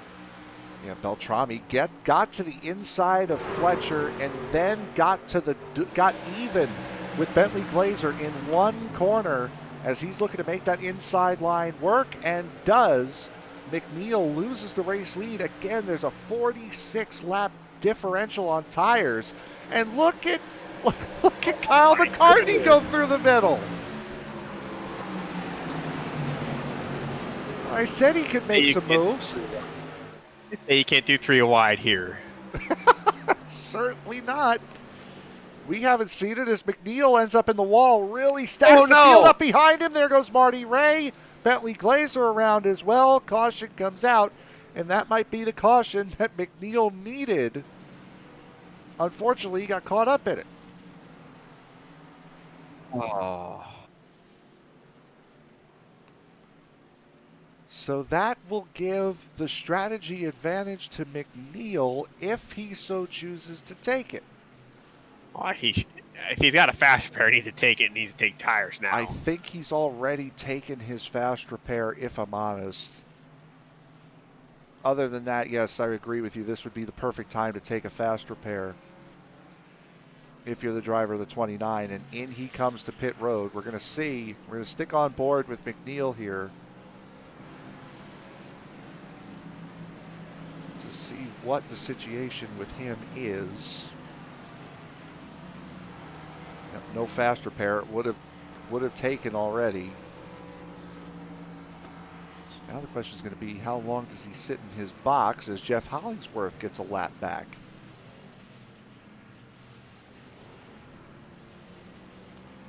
Well, take as much time as you can. You're going to be at the back regardless, so just don't get caught on pit road. Yeah, we couldn't see the first move that Kyle McCartney made, but we can certainly show you the second. This is McCartney's move, 3 wide. Wow. That's just close racing right there. That's incredible close racing. And not to mention, there's Jeff Schmeier popping in on the apron. Then we'll stick with this here as caution's about to come out, and there's Glazer and Ray. Boy, McNeil gave him a pretty good shunt to get Ray going straight. And really, it's Glazer's the one that loses out most of that. Yeah, it's kind of just what looked like an excellent night for Glazer is kind of spiraled out of control at the moment. Just hasn't quite gained traction ever since we believe he had a penalty. We're not entirely sure yet. Yep. Oh, yeah, that's right. I completely forgot about that. So he's going to get around Lucas McNeil here. So maybe McNeil had a penalty as well, because there's really no reason for that to have happened. Actually, no, McNeil's a lap down. McNeil tried to stay in to repair damage, didn't get out before the pace truck. Yeah, I think he got trapped. He certainly did get trapped by this man here, Bob Beltrami, and the winners of the last 9 championships make up the front row here for this restart. That's an insane stat. Say that again. Just to let the gravity of it sink in there. The winners of the last 9 championships make up the front row. Brian Barnes the last 3, Beltrami the previous 6. And to think they run 2 championships a year. A lot of dominance. That's what, 4.5, 5 years of dominance from those two? Yep, we're looking at, Barnes is trying to go for 2 calendar years with this championship here. Would you say it gets kind of old? Yes. There goes Beltrami, and we have restarted this race here. Beltrami, Barnes, McCartney, and Bell looking under McCartney, trying to get that 3rd position away. Bell has not been afraid to work the bottom all night long. He's been willing to try it out, and not a whole lot of people have wanted to as well. So he's got the most experience of being on the bottom all night long. And we're going to see if he's able to convert it here on McCartney or Barnes. It certainly would. Now, those guys are all on the same tire. The top four all came in on lap 148. William Fletcher behind them came in on lap 117. He right now, minus Eric Woods, who currently occupies the 13th position there. He is in the 85. Woods is on the oldest tire right now. He came into pit on lap 101. Second oldest is Fletcher on 117. Tommy's running his fastest laps of the race right here. He's been consistently running 15.0s, and those are the fastest laps of his race here. So that shows you that he's on it, willing to push hard, and I bet this lap is probably going to be right around the pace that he was at. It looks like he's just around there. Only 1,000th of a second off. Caution comes out again here, as this one, I believe, is going to be another. Oh, no. McNeil is. There's McNeil. And with the amount of damage he now has on that truck, I wouldn't be surprised if he was a part of it. Well, let's find out. Oh, he certainly was. Watch it. Oh, back corner.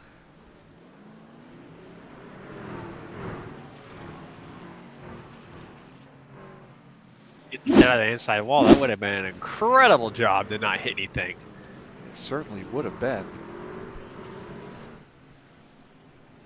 So under caution yet again here. We have had a couple of great green flag runs here tonight.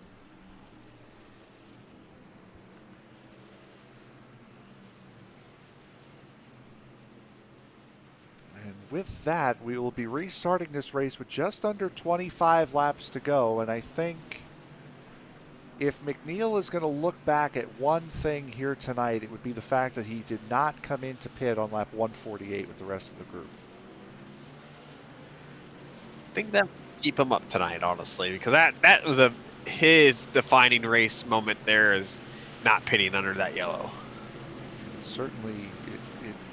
certainly turned into a race-defining moment for him. As he just, again, we saw how good he's been, 3 wide runs, and I'm not sure what this is he's about. Got a car, or I was about to say something about it. I thought he had a dead car for a second, but he's got power. Now, we've seen this a couple times here under this caution that McNeil has lagged back and has sat at the front of Kyle McCartney's number 8. And that has actually given McCartney some damage on the front end of the car.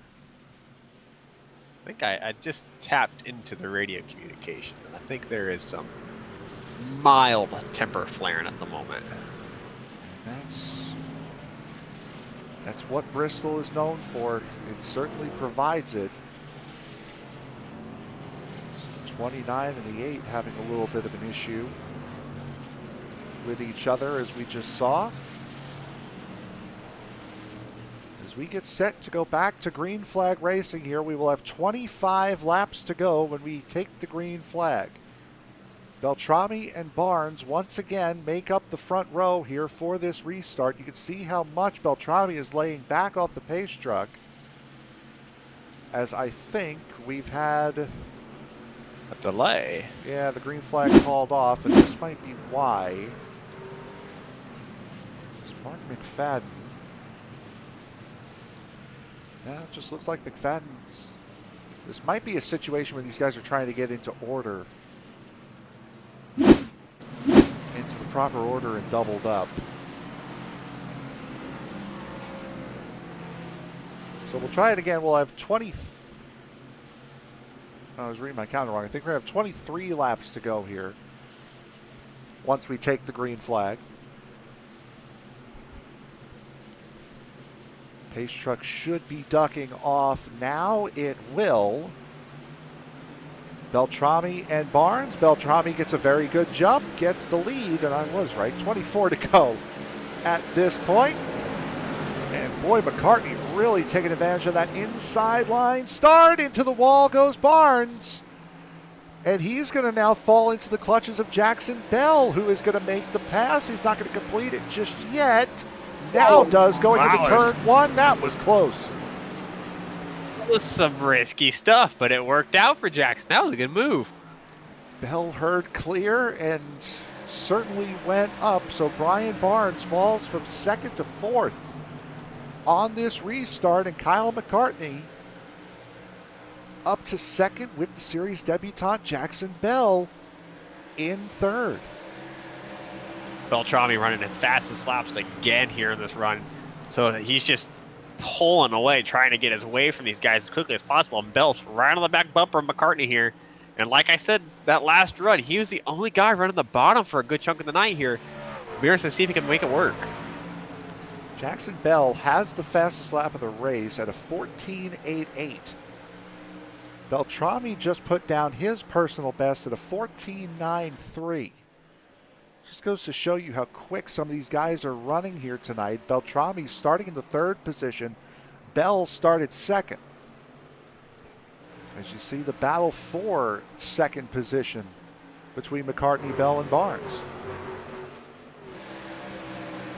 Yeah, these guys are straight up getting it at the moment. And it looks like there was one sideways in the back. I didn't quite see who it was there, but it looks like it got straightened out. But yeah, this battle for the second place at the moment, that's the battle I'll be watching in the field, I believe.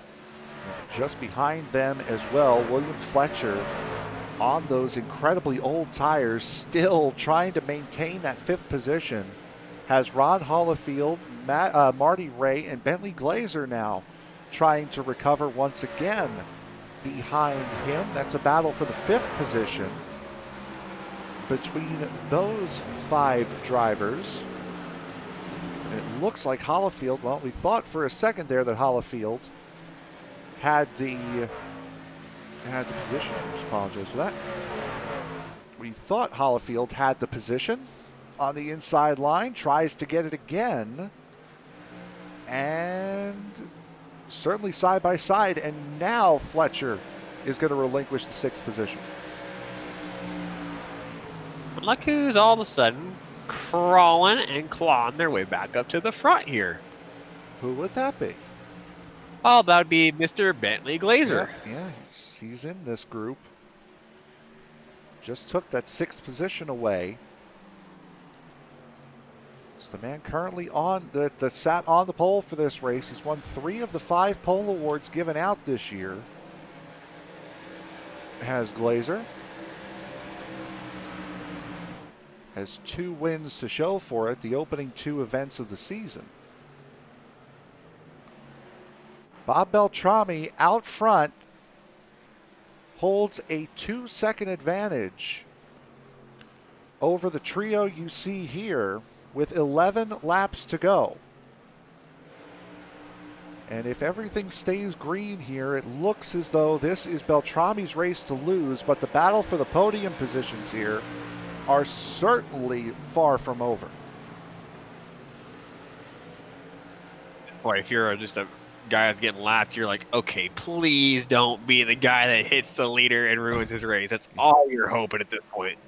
You see Beltrami is going through lap traffic, just got past David Weaver, now has Wayne Fleet ahead of him.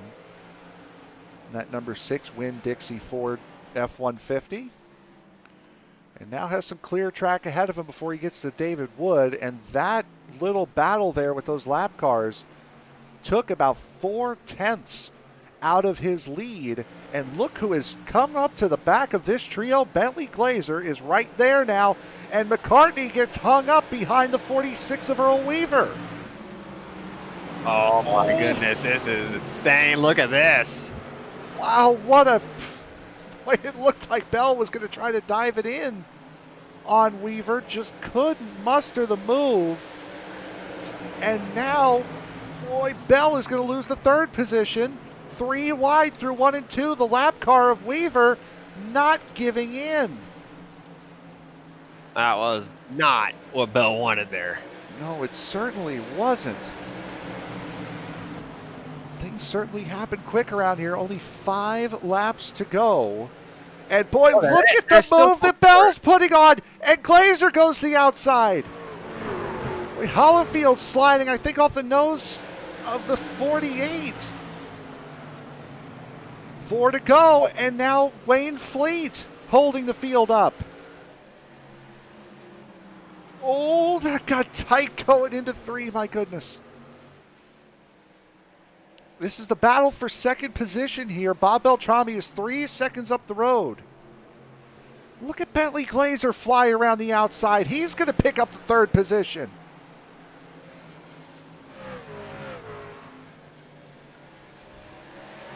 My goodness. Oh, I should be talking and I'm not because this is a battle to watch. Oh, there goes Barnes. Oh, no. Barnes in the wall. Caution comes out. We're going to... Oh, no. Oh, no. Beltrami's got to be, are you kidding me? Beltrami, and we'll go back to it, but Beltrami was within sight of the start-finish line to take the white flag, and the caution came out.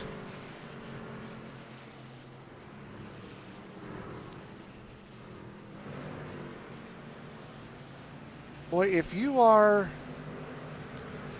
First of all, we'll look at the accident here between the 4 and the 23, and that's just close racing.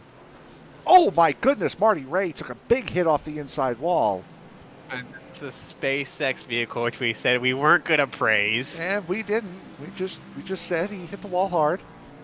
Yeah, we did. And then watch for the yellow lights on the wall. He comes up right, caution's out. Or actually, I think it might be this. Yep. Here we go. You're going to see yellow lights. Watch the wall for yellow lights. Second. Right there. There it is.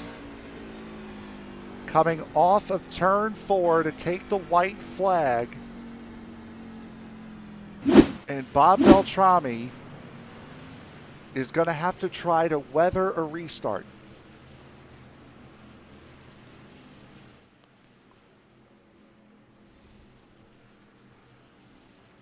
Maybe they would have learned when people, jump the start or go on the start that Kyle has maybe learned enough from Bob and Bentley. He was the guy that was doing this for a good chunk of the race. Maybe he is going to get a really good jump here. Maybe throw it in the inside of Bob. This race is far over. Oh, it certainly is. And again, it is green, white, checkered. We are in overtime. I believe they get 2 chances, yes? My screen is blocked. I can't quite tell, but it looks like it. I think we went through this last week at Richmond. So it'd be 2 attempts at a green, white, checkered here, and this is attempt number 1.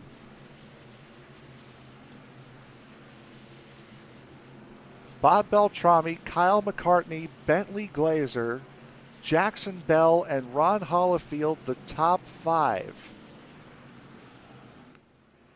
And give it up for Charles Woods as well.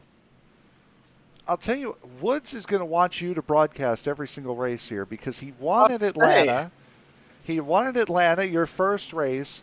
He's up 27 positions from where he started. In 6th position now is the 40. He's a man, obviously. Look at him go. So that's pretty cool, though, to see Charlie do this well. So we are about to take the start for the first green-white checkered. Beltrami has control of the field.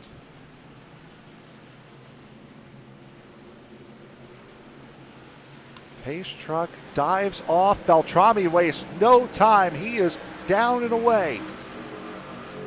Battle is going to be for second. Is it going to be Glazer or is it going to be Mccartney? And Glazer has a great run on the inside line.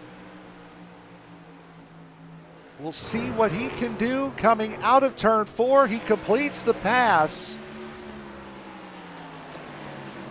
Coming down the back straightaway, it is Bob Beltrami.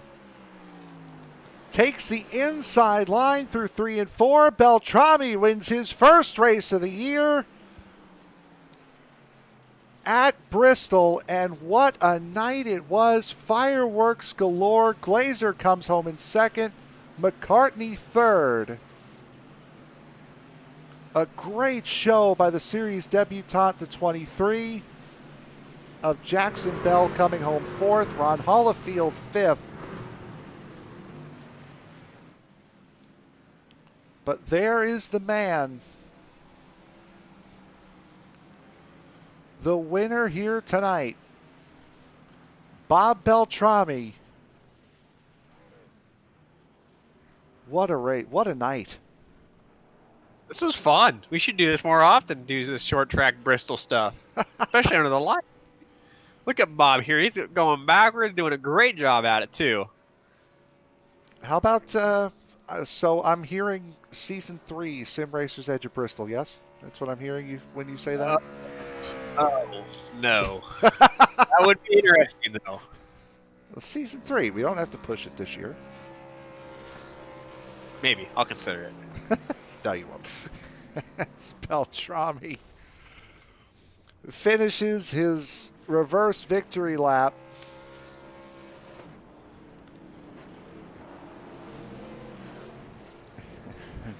We'll be speaking with the driver of the 14 here momentarily. As I think, unfortunately, we are falling victim to an unfortunate issue when we have these external camera packs here. Come through, how about we do this? Here's your replay of the 14 finishing the race. And we will park it ever so nicely right there. As we wait for Beltrami to come in. He has come in, and Nate, you are with the race winner. Bob Beltrami, Nate up in the ESBN booth. Do you have a copy? I got you, Nate. How you guys doing tonight? We're doing good. I think you're doing pretty well tonight as well.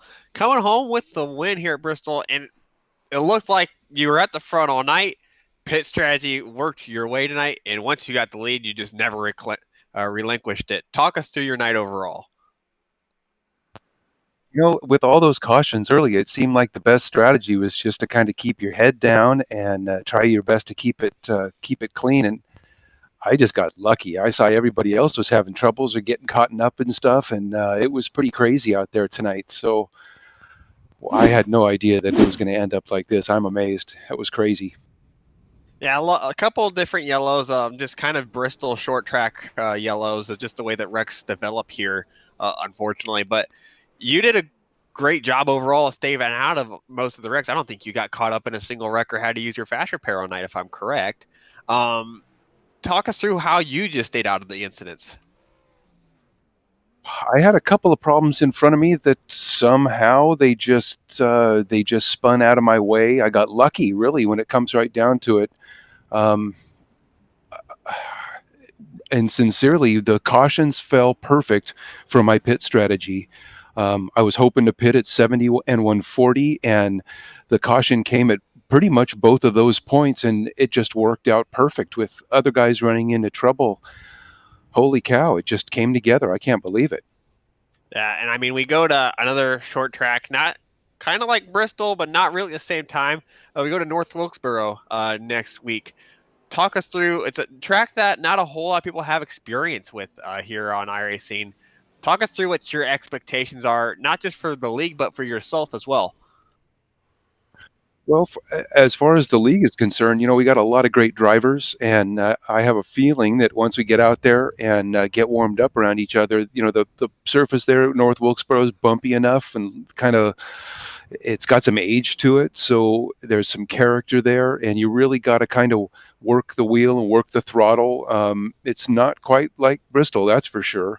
So it should be interesting. And as for me, I'm going to just try and do the same thing, and that's just keep my head down and hopefully get to the end of the thing with as little damage on my truck as possible. Well, it definitely worked tonight there, Bob. Do you have anyone you'd like to thank on your victory here tonight? As always, I give a shout out to my wife, Trish, because she is so patient with me and lets me do this crazy hobby of sim racing and running the WSRL, and I certainly appreciate it. Well, sounds good, Bob. Well, congratulations on your win tonight. You definitely earned it. Go and celebrate, and we'll see you next week. Thanks again, guys. Take care. So that was your race winner, Bob Beltrami. I will now take over second position. That was Bentley Glazer. And Bentley, you had a great start to the race, came into pit, and then, as what happens at Bristol, you get mired back in the midfield. You got through a couple of incidents, involved in a couple of incidents as well. Just talk us through your night after you had that first pit stop. Yeah, the pit exit was closed, and I didn't realize that. And it opened just like a half second after I crossed it, so I had to go to the back, and it was just never could really recover from that, except for right at the end there, I was able to come through. But for most of the night, yeah, it was kind of an up and down day. I'm happy to be second. Good win to Bob. He's a good driver, and it was a good race. Now you come out of this race again, finishing in second position. You extend that points lead of yours. It was only a couple of points. You had the points lead by going into tonight. I'm sure growing it tonight after, as you mentioned, an up and down night. That's got to be a win in your book. Yeah, and Brian wrecked, so that'll hurt him in points. But up until then, we were having a great race. Brian and Kyle and everybody for second. We were mixing up pretty good, and we just wrecked there at the end there. Or they did, but I got through, so. So it's all good. Going into next week, it's going to be North Wilkesboro. It's going to be the final of the short track run here. What are your thoughts going into North Wilkesboro? I don't believe you raced that last year with this series. What are your thoughts going into the short track? I'm not really sure what to expect. I've only raced there one time, and I did do well there. It was in another league, but I don't know. Maybe I just got lucky in that one, but we'll see. All right. Anybody you want to thank before we let you go and celebrate? Thanks to you guys in the booth, and thanks to my team, OGR, for letting me drive with them in the league, and that's about it. All right. Your second place finisher tonight, Bentley Glazer, sir. Congratulations. Thank you. So there was Bentley Glazer, and now Nate is with our third place finisher tonight, Mr. Kyle McCartney. Kyle, it's Nate up here in the ESPN booth. You got a copy? His mic is muted, so we might have to wait a second here for Kyle. You guys there? Yep, we got There you. we go. Now Sorry we about got that. you. So, real quick, I mean, it seemed like whenever we were talking about a move on the track that was really bold and really cool, it seemed like your number got called out for every single one of them. Talk us through how you're able to make some of the moves tonight. It seemed like you were just able to work that bottom or the middle better than almost anybody else. Oh, it was pretty much taking all you could get at the restarts. Once you got single file, it was so hard to pass. So on those restarts, you just had to dive it on in there. And there was some bold moves just because of the tire strategy. You had the slower guys who had like 30 laps on their tires in front, and then us coming out with fresh tires. It really made for quite the mess, but it was a lot of fun though. Yeah, absolutely. And Bristol's one of those places that, stuff does happen at. It's just one of those weird tracks that, it just seems to bring out little things throughout the race. Talk us through, it seems like you may have got caught up in a couple of incidents tonight. Just talk us through how you're able to, what happened in those incidents and how you overcame those. Yeah, the first one was with the 30 truck. He was warping all over the place and landed on the hood of my truck, and so that one was terrible because it damaged the truck, and I never really fixed it throughout the race. And at the end, it hurt me, kind of wore my tires out, and so that's how Bentley got by. But it was a lot of fun, a lot of beating and banging, and like they say, 8 tires is better than 4. Absolutely, and I mean, Bristol is just a fantastic track. We go to another fantastic track next week at North Wilkesboro. It's new to the service. Not a whole lot of people have got to run on it, even though it's been about 6 months old now. do you have any experience there, and what do you expect from the race overall? We go there next week. Well, if the last 2 weeks were any indication, it should be another wreck fest. But I haven't really got a whole lot of experience. I think I maybe run like 10 laps around there, so I'll have to do my homework this week and try and find some pace. So, but it'll be a lot of fun. I'm excited to do a big race there. Well, homework isn't a bad thing every now and then. So, sounds like you got some work to cut out for you next week, Kyle. Congratulations on your third place. Do you have anyone you would like to thank for that?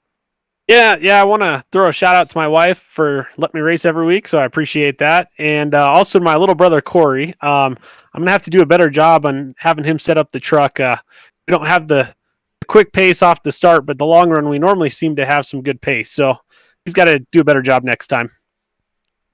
Sounds good. Congratulations, Kyle, and we shall see you next week. Thank you. Have a good one, guys. That was your third place finisher here tonight, Kyle Mccartney.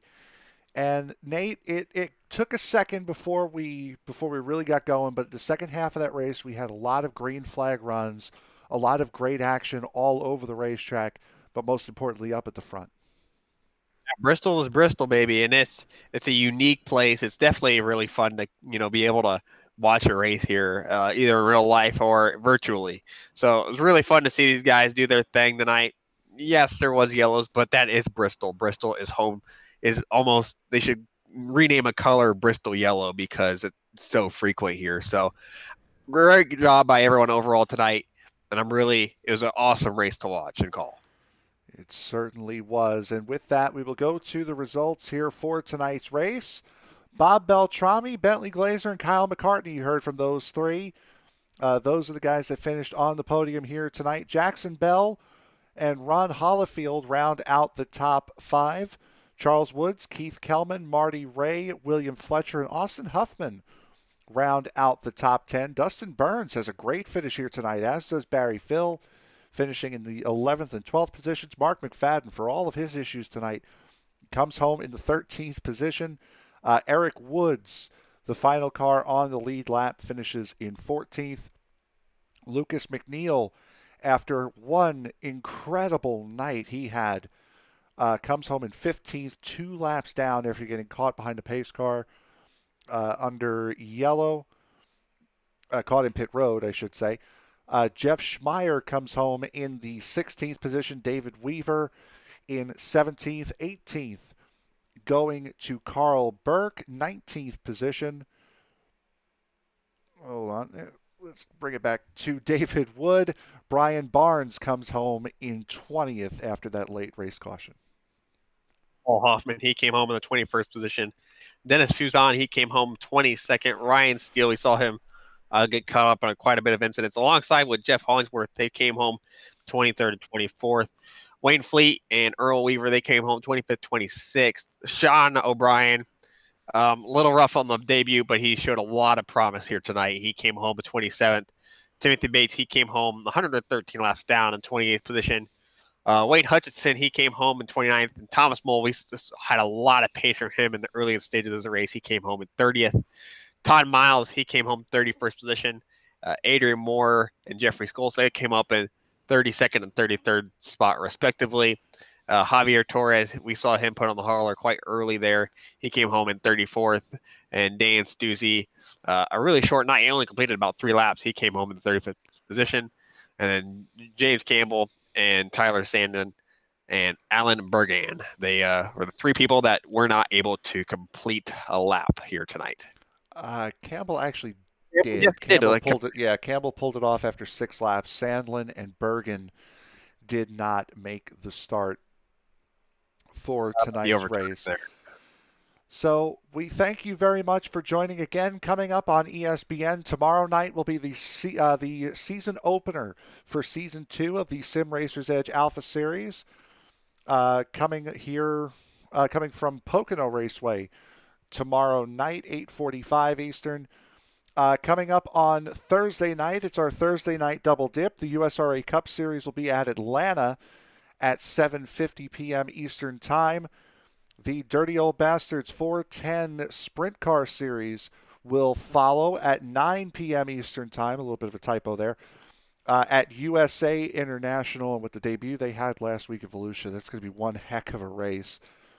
Coming up on Friday will be the iRacing East Super Speedway Series at Daytona in the Xfinity cars. That will be round 4 for their season. And coming up on Saturday will be the eFormula 3.5 Series. They will be at Spa-Francorchamps at 1:30 p.m. Eastern Time right here on ESPN to round out the week. So for my broadcast partner, Nate Siefker, I am Frank Marchese. Thank you very much for making us a part of your evening. Have a fantastic night.